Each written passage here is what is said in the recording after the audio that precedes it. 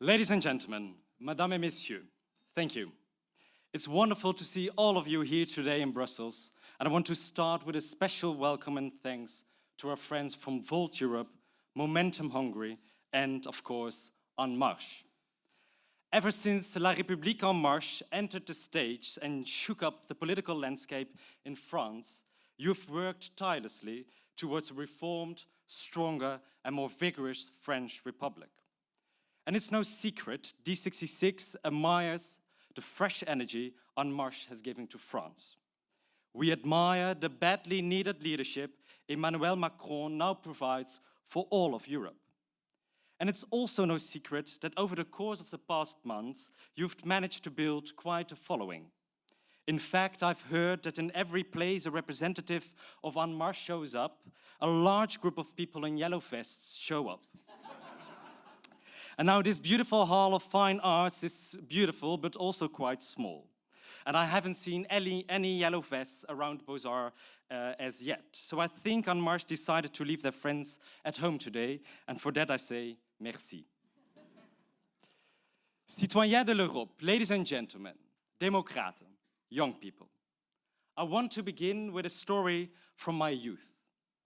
Many, many moons ago, I was just 25 years old. And I was settling into my first serious job at the Dutch railway agency. I lived in Nijmegen, as I do still, a proud but quite ancient town on the borders with Germany. And news had reached the eastern provinces of the Netherlands that David Cameron was due to make a high-impact announcement in Amsterdam. But he cancelled at the last moment, relocating to the Bloomberg offices in London. And what he said there, I will never forget. Cameron announced an in-out referendum on the UK's EU membership. And in the course of his speech, he promised there would be time for, and I quote, a proper, reasoned debate. And here we are now, 6 years later this week. And we know what utter nonsense this was and continues to be.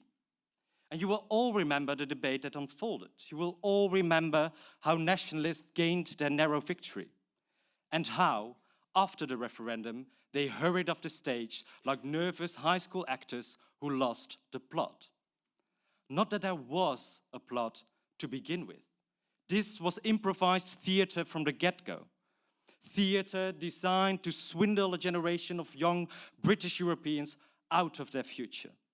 Theater designed to end badly. And Britain, as we have been able to observe these past few weeks, is on a collision course with reality. And what Theresa May calls the promise of Brexit is more than a fallacy. It is lunacy. It is an Alice in Wonderland-like turnaround. And it can only make sense once you're on the other side of the looking glass. Once you start believing in fairy tales, you can simply deny reality. Populist denial has had just one result. Britain is crashing out of the European Union without any clear plans for finding a new role in the world. And there is no one in Europe who will be not affected by Brexit. For millions, it is even worse. Millions don't know if they can stay in their cities and towns, where they live, work, and love. And it is for those people that my colleague, Sjoerd Sjoerdsma, has drafted emergency legislation to ensure that their citizenship is not limited to the borders of the Netherlands alone. We are Europeans, and we will never let that be taken away from us.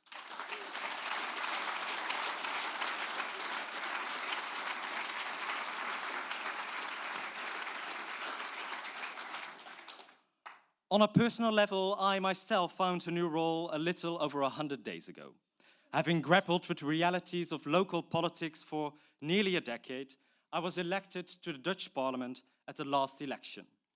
And then, before I knew it, I was entrusted the daunting task of succeeding our illustrious former leader, the great European Alexander Pechtold. So I'm speaking here today from a national perspective, and I'm trying to draw lessons from the Brexit disaster. Why is it that more people turned out to vote leave than those who voted remain. The roots of Cameron's spectacular Brexit failure are deep in the grounds of British politics. And yes, those roots have equally taken hold on this side of the Channel. Why is it that people stop believing in the ideal of European unity? It is because no politician of the main political parties stood up to make a positive case. No politician endowed with the power of the platform stood to make the case for a European future. No politician was willing to tell a story to believe in, to inspire, to defend the essence of what is still the most successful invention of peaceful cooperation in human history, our European Union. And lazy politicians of left and right turned to scare tactics, facts and figures. Their heart was never in it. They advocated staying on a train whose direction they hated. And no wonder young people didn't turn out to vote. No wonder the Brexiteers won the battle for the heart, which is in politics, just as in real life, much stronger than the mind. So how do we now win the battle for the heart? I believe the key is to do something risky, something different, to tell a story of where we came from, who we are, and where we want to go. Overlooking the history of Europe after the war, one thing stands out to me like a firefly in the dark. The unity of European countries is no longer a dream of the few. It is, as Konrad Adenauer said, eine Hoffnung für viele, eine Notwendigkeit für uns alle. A hope for the many, a necessity for all of us. It is imperfect and unfinished, but it is reality, our reality. And yes, we haggle over financial responsibilities, we quibble over the rules of our market, and we are seriously divided over the burdens of migration. We're frustrated with the bureaucracy nailing our democracy. But never in the last 70 years have Europeans shot each other in a war of EU member states. Never. And the achievement of constitutional democracy, industry, science, and the arts have brought prosperity beyond our imagination.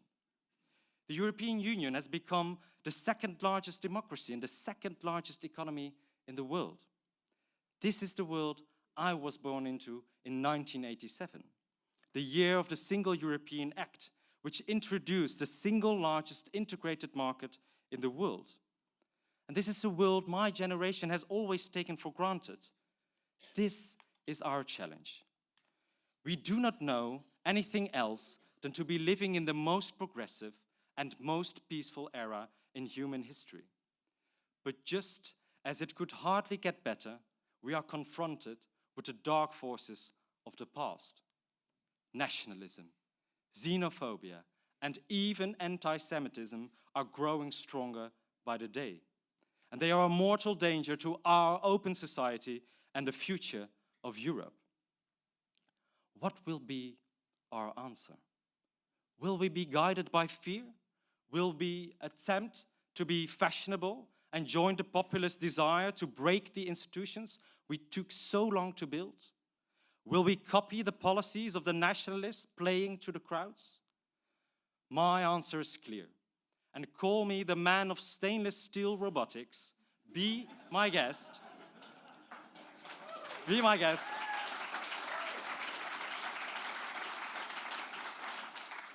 But I will repeat with the Iron Lady. No, no, no.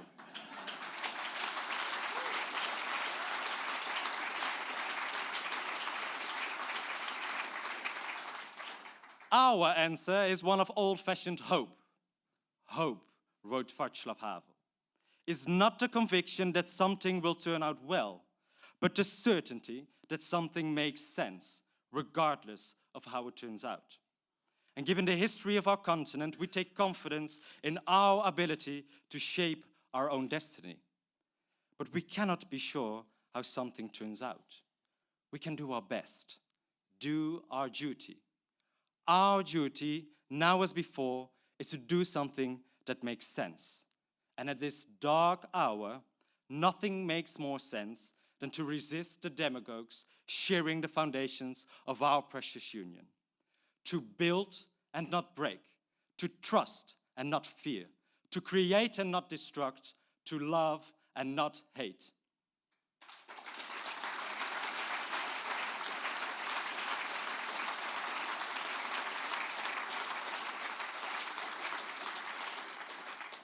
If you love Europe, you've come to the right place. And if you want to fight for Europe, you've come to the right place.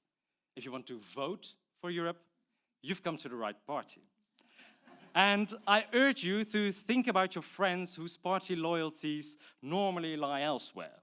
Social Democrats, Greens, Conservatives, they will all have their reasons to vote as they do in national elections. But this election is different. This is about the future of Europe and about democracy itself. Our conservative friends belittle these elections. The Dutch Prime Minister even went on television saying he thinks these elections, and I quote, are not so relevant. Well, I've got news for him. His young voters will find their way to the only party that has always found European elections relevant, D66.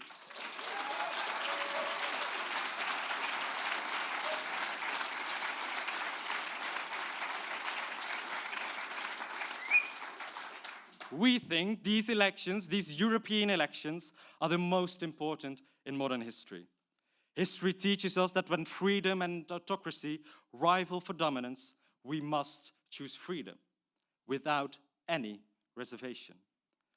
I have the privilege to lead the one party in the Netherlands that has always worked to improve Europe, to deliver on the European promise of a balance between freedom and equality, an ever closer union ready to meet the great challenges of our time. And ready we will be.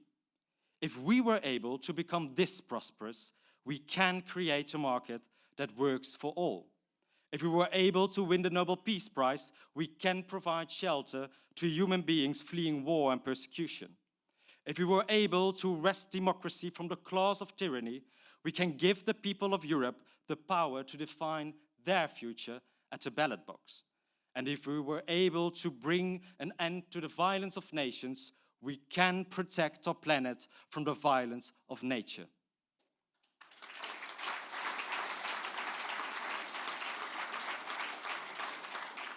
But friends, this is not a time for self-congratulation. This is not a time to sit still.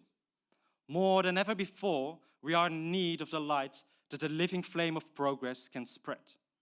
And so I ask you, and especially all the young people here today, stand up and be counted. Light a fire. You don't need to become a member of D66 to defend an ideal. Join this movement for Europe as one of its supporters. Go online and sign up to join our team. And then go out and spread hope for the future to your friends and neighbors. Because the future of Europe is on the line, but the future is yours for the making. The future is now.